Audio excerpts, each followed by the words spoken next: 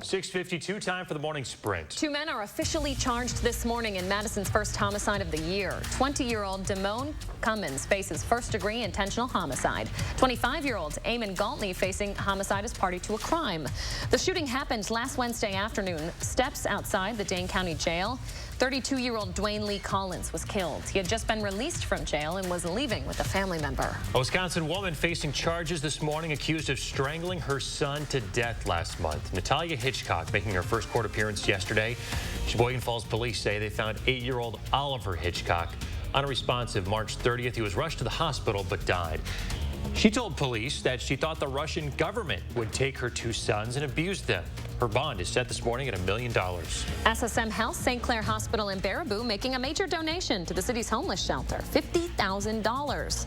The new shelter's been open for about 15 months now. It aims to be more than just a bed and meal place. They're working with each individual client to learn about the specific challenges they face. Some cool new video here. Madison's lakes have fully thawed. Lake Mendota, the largest on the Yahara chain, officially froze over January 7th. And according to data from the Wisconsin State Climatology Office, the lake opened up on April 2nd, meaning it was frozen for over 85 days. Jason Kajewski rejecting a plea office in court yesterday. Kajewski is accused of breaking into a Columbia County home and killing a man he didn't know back in 2019. His trial will now go on as scheduled next month. Back in February, he had withdrawn his request for a speedy trial during a hearing. Severe weather killing 2 people in Georgia and Texas. Dozens of tornadoes knocking out power to more than 50,000 homes and businesses from South Carolina to Texas. The severe weather could impact around 10 million people today as it's predicted to move further north, stretching from western Alabama to the western tip of the Carolinas.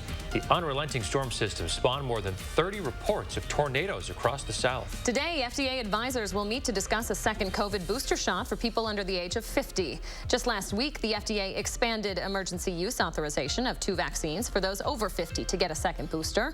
During today's meeting, experts will also share updates on variants, vaccine effectiveness, and new data from Israel on a 4th dose in older adults.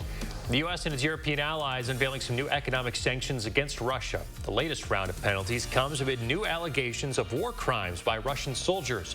Ukrainian President Volodymyr Zelensky says the Kremlin must be held accountable for atrocities committed against civilians. Ivanka Trump reportedly meeting with the January 6th committee investigating the Capitol riots this week.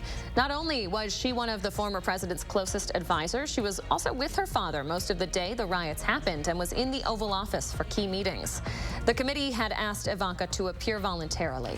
The Oklahoma legislature has passed a bill to make performing an abortion illegal. The exception would be for medical emergencies. Punishment would be up to $100,000 in fines and 10 years in prison.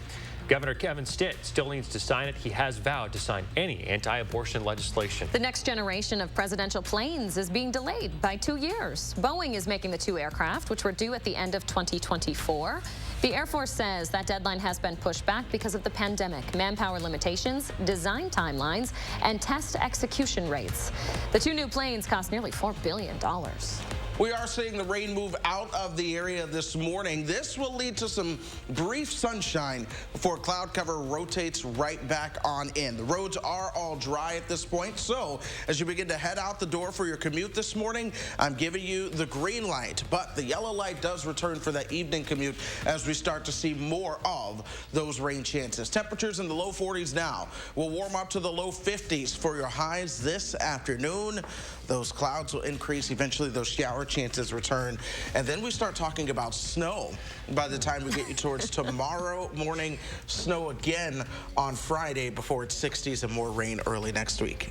April in Wisconsin, huh? Yes, it is. It really is. Snow showers bring May flowers. Oh, so May frost flowers. I don't know. It's a new phrase. You heard it here first on News 3 Now this morning. Chris, thank you. And thanks for joining us this morning, folks. Have a great day.